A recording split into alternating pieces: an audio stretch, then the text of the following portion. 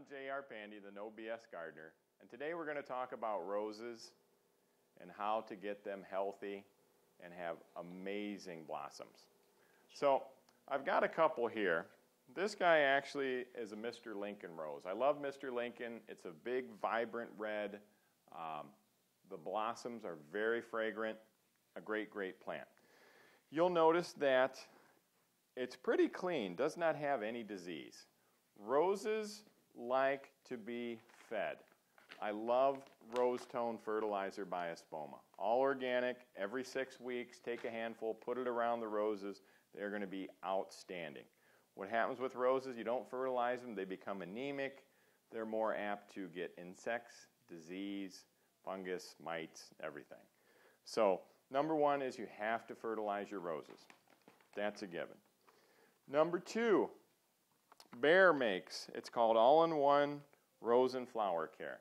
This is a great, great product because it eliminates a lot of spraying.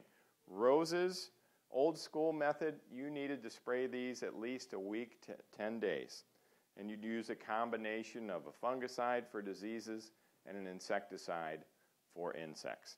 What Bayer has done, and I think they brought this out about 3, 4, 5 years ago, is this package is nice. They give you a little measuring device on top. You put 2 ounces of this product into this cup, dump it into a gallon of water, and dump it around the base of the plant. Once you do that, your plants are protected for up to 6 weeks.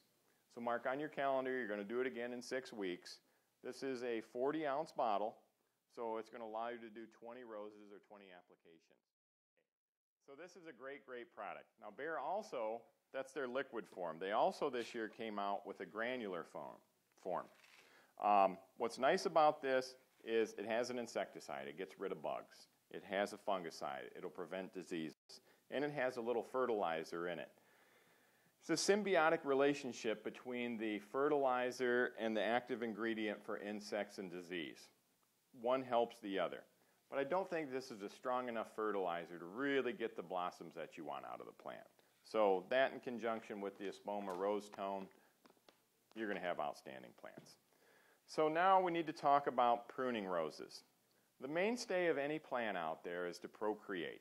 So what happens is they kick out flowers, which we all love. Then they push all their power into the flowers.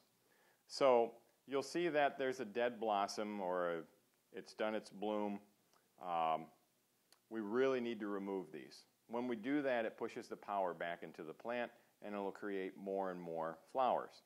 So you'll notice here, and on all roses, there is a 3-leaf branch, and then there may be a couple 3-leaf branches, then a 5-leaf branch. What you want to do is prune off the spent rose above the first 5-leaf branch. And if you look at them closely, this one has no 3 leaves, it has a 5-leaf, so I'm going to go through and just prune that right there. That's just about a spent blossom. Turn this around so you can see. This one here, we've got a 3-leaf, a 3-leaf, and then the 5-leaf here. So we're going to take that guy off. This one's just about done here. I mean, enjoy the roses, but definitely prune them, and that's going to spur on more and more growth. You can use the same ideology for pruning roses as you would for anything else. You really want to get some sunlight down here into the middle of the rose, so I'm going to see if I can sneak in here and trim out one of these branches to open that up, because I've just got way too much branches in there. When I do that, I'm going to have bigger leaves that are going to take up more fertilizer, more nutrients out of your soil, and air is going to get through there, so I'm going to be less apt to have any type of disease. And let's see, let's just prune out. I'd probably recommend, if you don't have tough hands, to wear gloves. Roses typically have some sharp thorns, and they kind of stick with you after a while, if you know what I mean. So what we did was we just eliminated a few branches in there. We opened it up. Now that's really going to push some growth there and be just an absolute beautiful plant. Now they say that every rose has its thorn. Well, that's no longer true. because this year a new rose is out there, and it's called Smooth Touch, and it's classified as a thornless rose. It's 95% thorn-free. And I do believe we're getting in some other varieties. And again, we can take and rub up and down. There's no thorns on there. So if you have children, you want roses, this is a great, great new product out. And that's the first blossom I've seen this season, and it's a pretty nice pink rose. So I definitely highly recommend this new Smooth Touch series, they're called. Now there's one other rose that we have to talk about that just is probably one of the best new plants out there in the landscape. And it deserves its own spotlight. And what it is called Knockout. Knockout roses are unlike any other roses. They are disease resistant. They clean themselves of the disease without any added fertilizer or added bare products such as the all-in-one. It's just a blooming machine. Typically around the middle of May, they get their first flush of blossoms. You do not have to prune off the dead blossoms, and they just bloom, bloom, bloom. Mine last year bloomed until about the middle of December. It was amazing. But real clean foliage, tons and tons of blossoms. They come in a red, a pink, a double red, a double pink, a yellow that's kind of it's yellow before it opens, and then it's kind of like a butter yellow, and then it fades to white.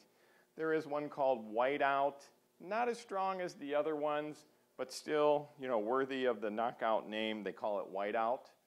And I believe there's one that's called Rainbow that has multicolors on there.